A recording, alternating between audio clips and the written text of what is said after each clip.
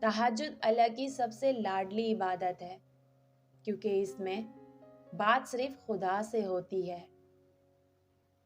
معجزے دعاؤں سے ہیں اور تہجد کی دعائیں سب سے لاڈلی ہوتی ہیں۔ تہجد کا مزہ اسی نے چکھا ہوتا ہے جس نے تہجد میں رو کر رب کو راضی کیا ہوتا ہے۔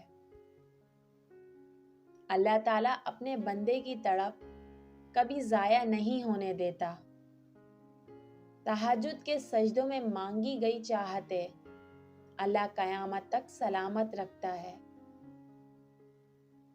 تہجد میں بہہ جانے والا ہر آنسو اللہ کی عبادت کرتا ہے اور گناہوں کی ندامت بھی۔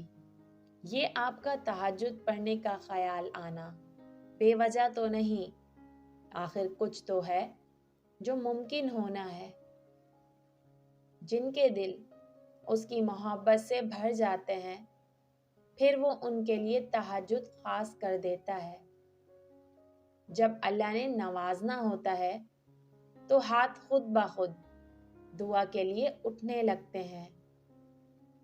تم اس کے لیے اپنی نیند قربان کرو اور وہ تمہاری جھولی نہ بھرے، ایسا تو ممکن ہی نہیں۔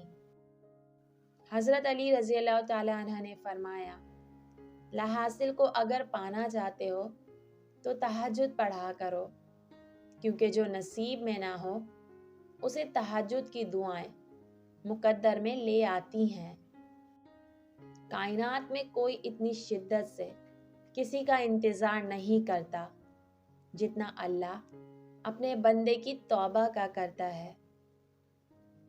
ہار مت مانو کیونکہ تمہارا تہجد کا معجزہ عنقریب ہوگا۔